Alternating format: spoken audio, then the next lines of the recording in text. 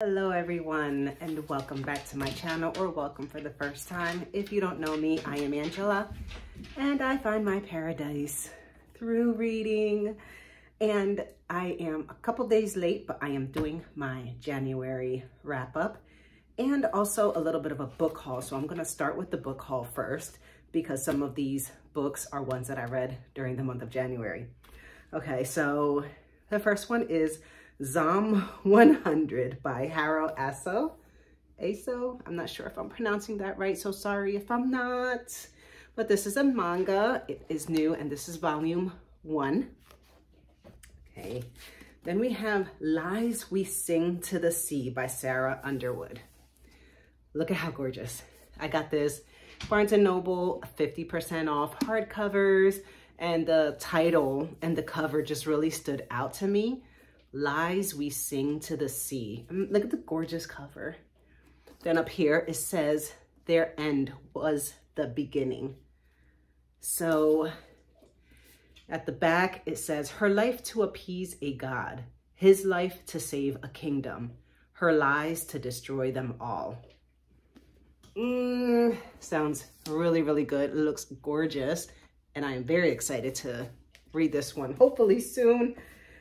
Okay, then we have, this is interesting, Slewfoot, A Tale of Bewitchery.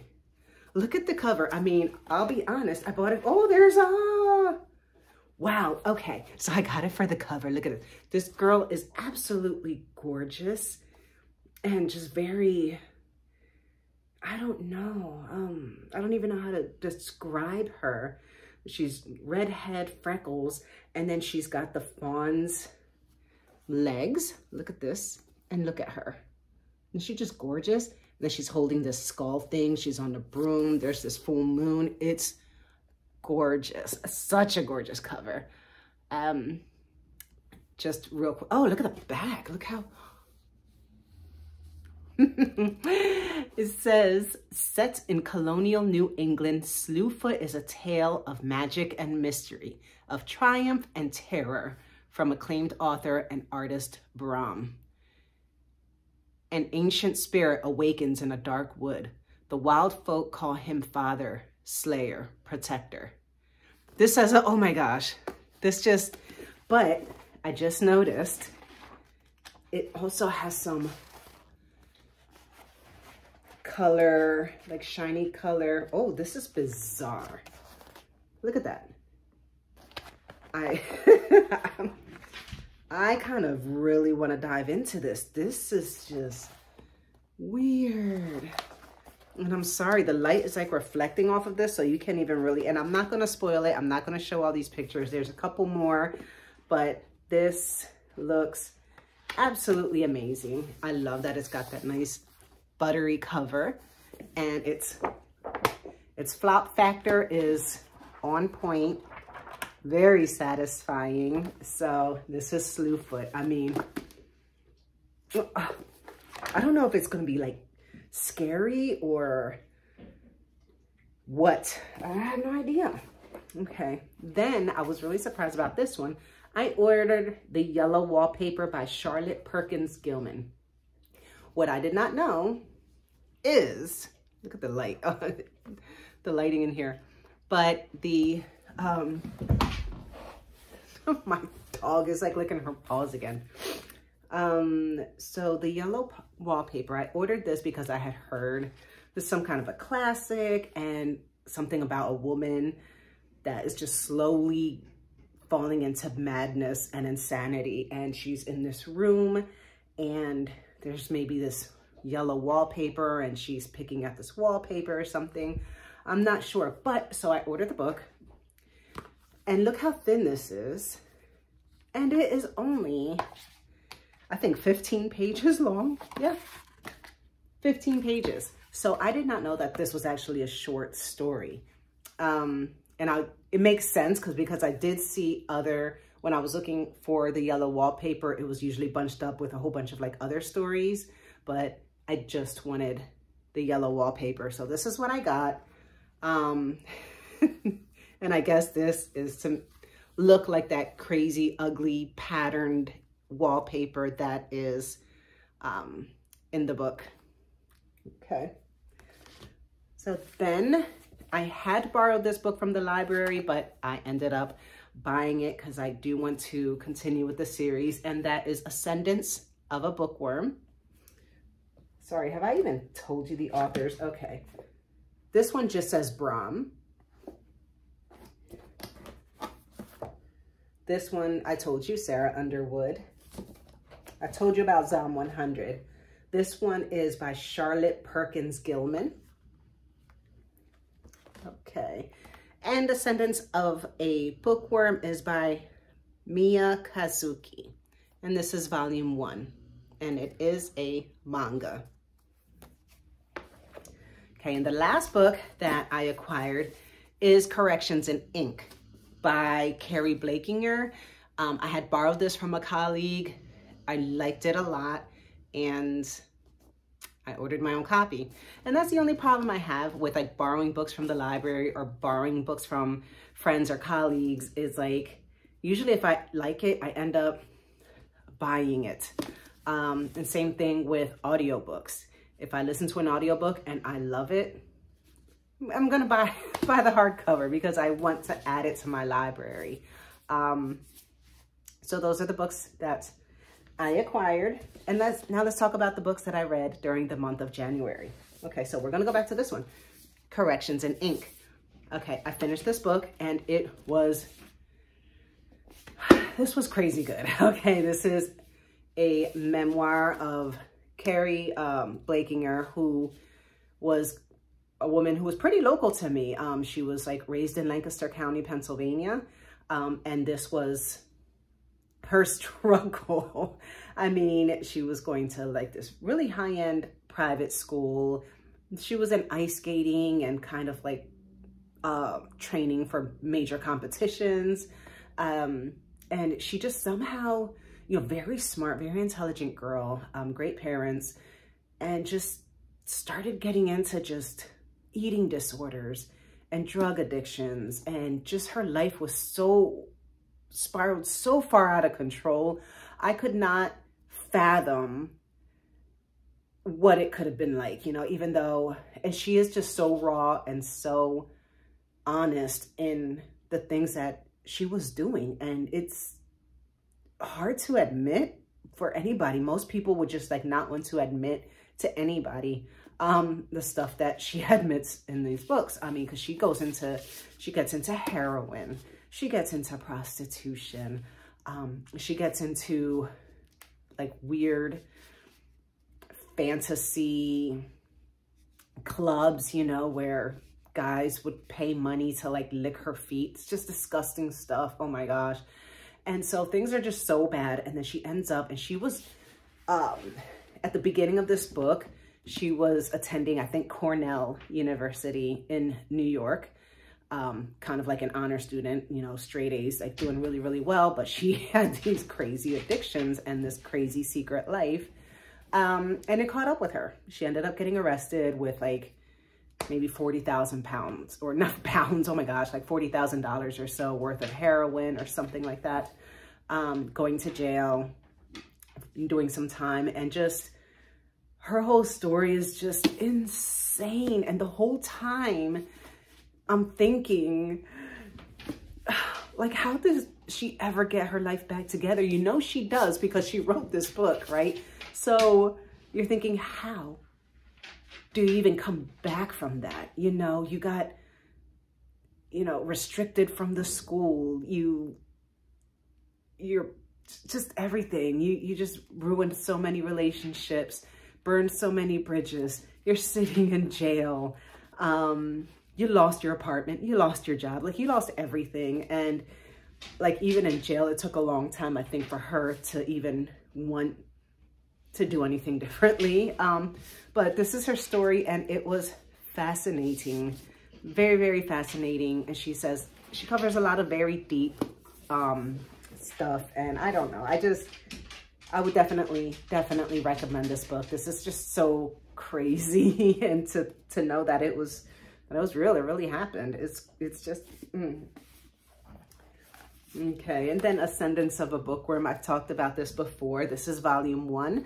And this follows this girl. Well, she was a woman who loved books. They were her whole life. They were everything to her. And she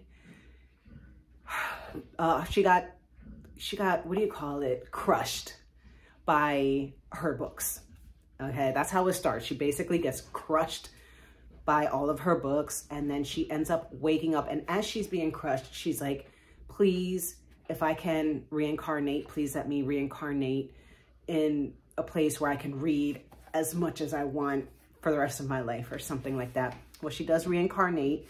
I don't even think she's on Earth anymore, but she wakes up in the body of like a 5-year-old child. The time, you can say it's almost like maybe like a Renaissance-y kind of time.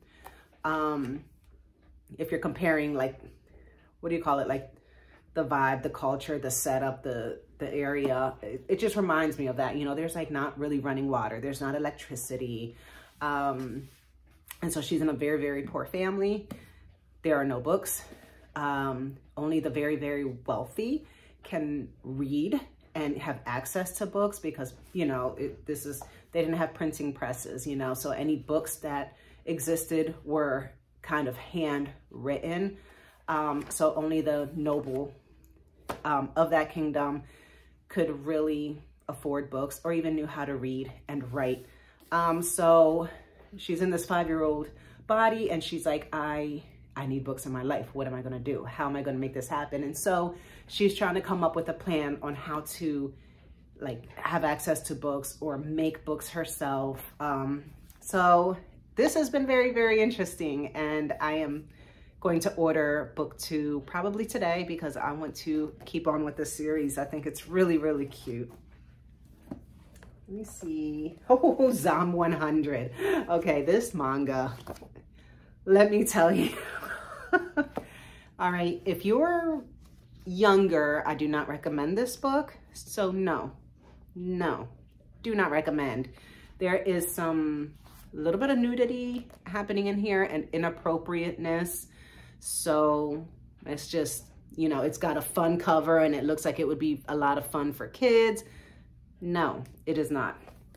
That being said, this was so much fun to read, and I was just laughing because this follows this guy who works in basically like corporate America. You know, he's working in this office job and he's being worked to death. I mean, they have him pulling all-nighters, overtime, meeting ridiculous deadlines, and he's doing this for like 3 years, and he's miserable. He's practically a zombie. So then something happens, who knows what, we don't know what actually happened, but the one morning he finds out that something's not right, and everyone's zombies. There's just zombies everywhere. There's a zombie apocalypse out of nowhere, and he's just like, yes, I don't have to go to work today. Oh my gosh, this is freaking fantastic. And that's his mindset. He is like trying to make the best out of this situation. And it's so funny because like, he's kind of just running from zombies. Like, oh my gosh, this is great. I don't have to be at work. Oh no. Like, and he's just, people are like scared for their lives. They're hunkering down, all this stuff. And he's just like, hey, I'm going to go to the store. Do you want me to get anything for you? And he's just so happy. And then he has this bucket list of things that he would like to do before he potentially becomes a zombie. So things like, you know, confessing his feelings to his major crush, you know, and drinking a beer and laughing with his best friend, spending time with his parents and stuff. So there's a lot that he wants to do, and he just has this running list of things that he keeps adding. And it's funny. It's funny, and it's interesting that, like, just like seriously, like there's a zombie apocalypse, and he is just so thrilled that he does not have to be at work. And I'm not gonna lie, some days I feel the same way, you know, and you know, and I'm sure like maybe even some people felt like that during COVID, you know, where they're like, oh shoot, we're having this pandemic, at least we don't have to go to work. You know, some people, like, that was their mindset. So those were 3 of the books that I read during the month of January. Let me move these over here, and then let me get the other ones because they are right here. Okay, let me see. Okay, we have Stephen King, The Body. I talked about this before in one of my other videos. So this is, if you've seen the movie Stand By Me, all right, that movie was based off of this book. They changed the title. I did not know that, so when I was reading it, I was like, this is very much like that movie Stand By Me. And for a while, I was thinking Stephen King plagiarized the whole movie, until I finally read the back summary on the back, and then it was like, oh yeah, they made a movie Stand By Me. I was like, oh, okay. So I'm glad we got that straightened out, because but this follows 4 friends. What are they? Maybe about 12 years old. All 4 have their own issues, different things that they're struggling with in their own lives, in their home or family life. And the one finds out that there was this kid that was missing, that they keep hearing about on the news. And then he found out by overhearing his brother that there was a dead body of a kid like 10 miles away or so by these railroad tracks. So the guy, you know, this kid tells his other three friends, like, hey, do you want to go see a dead body? Let's go, like, let's pack up and let's hike this trip and see this dead body. So this is them taking this journey, having different adventures along the way while they're making this hike and spending the night, you know, in the woods and stuff like that. But it's also like their conversations with each other and coming to terms with some of the things that are going on in their lives. Kind of a little bit of a coming of age. It's just, this book was fantastic. I'm not gonna lie. It was a quick read and it was fantastic. It was nice. I really did like this book. I don't know what else to say and how to explain. I don't even know how to explain. I don't want to say like the plot, but like just what it was. I can't put my finger on what exactly it was that made this book so interesting and unique, but it is what it is. Recommend. Absolutely recommend. Okay. Then these last 2 books I read for like kind of personal development, inspiration, especially when it comes to my own, what do you call it? Like my own business. You know, I have like I'm a small business owner. I do have my own small business. So I read these books. I like to read a lot. Some, what do you call it? Self-help, self-improvement, kind of business, marketing, network marketing, books like that. Just keep ideas fresh and always get new perspectives and always grow, always. Okay, so this one is Quantum Leaps by Gloria Mayfield Banks, 10 Steps to Help You Soar. Okay, so Gloria Mayfield Banks, she's like a kind of like at the top of Mary Kay Cosmetics. So I think at the time of her writing this book, she was, I think Mary Kay, the Independent Elite Executive National Sales Director. Like, that is a mouthful, and she is full of so much good ideas, wisdom, very not sugarcoating stuff. And then she just has like a lot of wonderful quotes. It's a short book. Look how it reads. Okay, and then she'll have like beautiful quotes throughout this, you know, to say here, vision is the art of seeing what is invisible to others, by Jonathan Swift. And so there's a lot of those beautiful parts just all throughout this book. Excellence is not a skill. It is an attitude. Ralph Marston. It was such a quick read, but it was really packed full. I like that she doesn't have to say a lot and fluff things up and sugarcoat things. She gets right to the point and gets the point across with as few words as possible. Let's see. Oh, Henry David Thoreau. You guys know I love Henry David Thoreau. He's my favorite. He says, the quote that she uses, look at the beautiful picture. What you get by achieving your goals is not as important as what you become by achieving your goals. Henry David Thoreau. Let me say that again. I love Henry. What you get by achieving your goals is not as important as what you become by achieving your goals. You're welcome. I am sharing that with you today, and you are so welcome. Okay, this book was very special to me because I have been following Gloria Mayfield Banks. That is, Mary Kay is my my business. That is the business that I had started 6 years ago.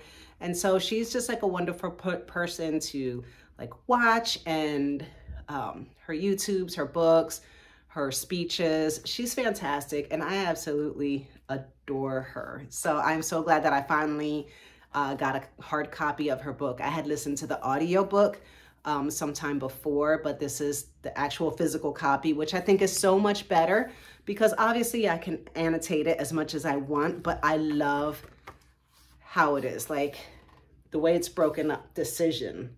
Leap off the fence of indecision. And it's just sectioned off beautifully, and then the pictures, the quotes. It's just a beautiful book, and she did such a great job with this.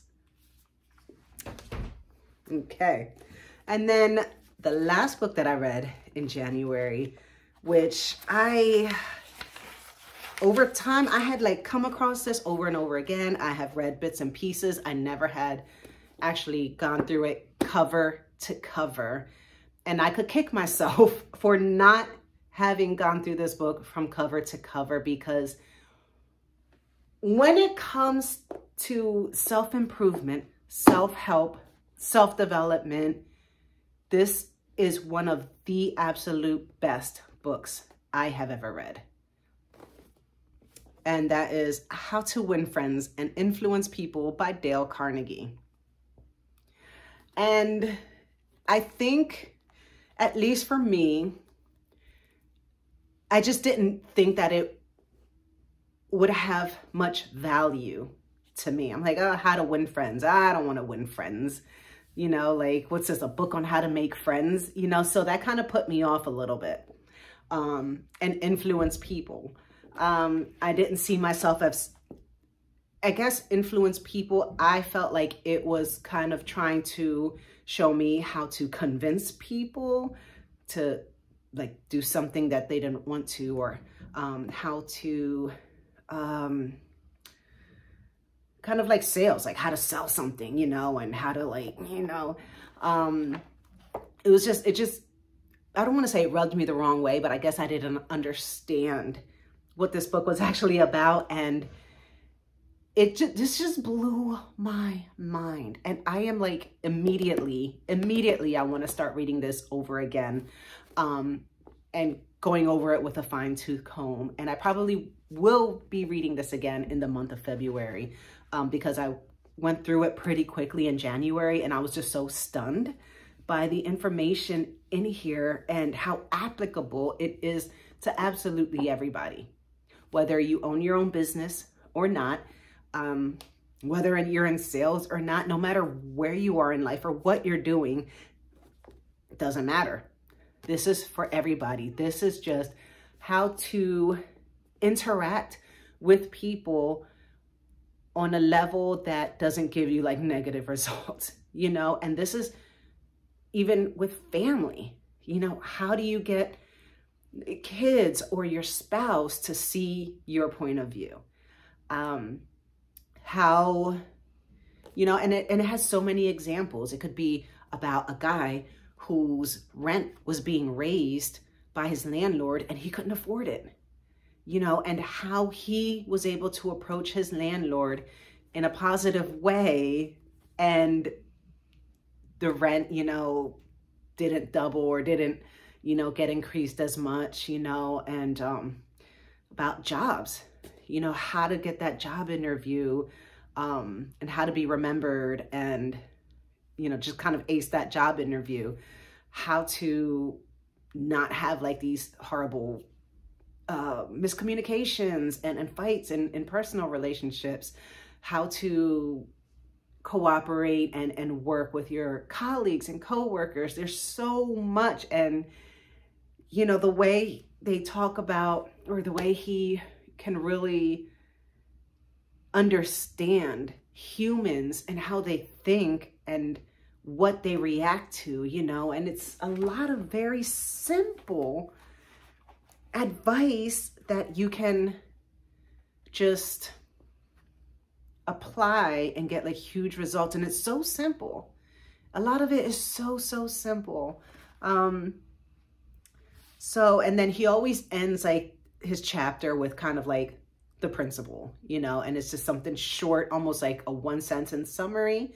So just quickly going here, it says principle 9, be sympathetic with the other person's ideas and desires.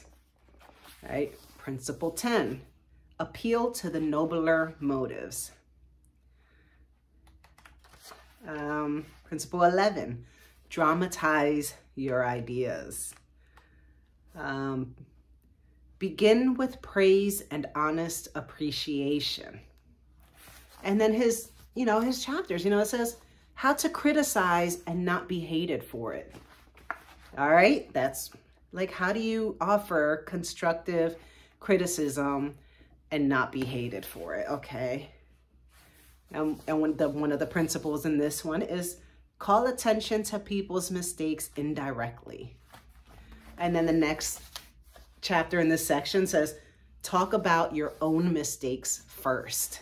Okay, so you talk about your own mistakes first, and then at the end, the principle, talk about your own mistakes before criticizing the other person. So and I know I recommend a lot of books, okay? I love books and all, but next to, or not even next to, I mean, an equal ground, equal level. Anyways, you know what I mean? You know, with the only other book that I've read that is equal to this one and is just top of the tier is Think and Grow Rich by Napoleon Hill. So if I were to recommend only 2 books that will give you the most bang for your buck, that will give you the most information, that's the most applicable, that is just means everything, that can possibly change your freaking life, it would be this one, How to Win Friends and Influence People by Dale Carnegie, and Think and Grow Rich by Napoleon Hill. Those 2 are like the Bibles when it comes to self-help, self-improvement, self-development.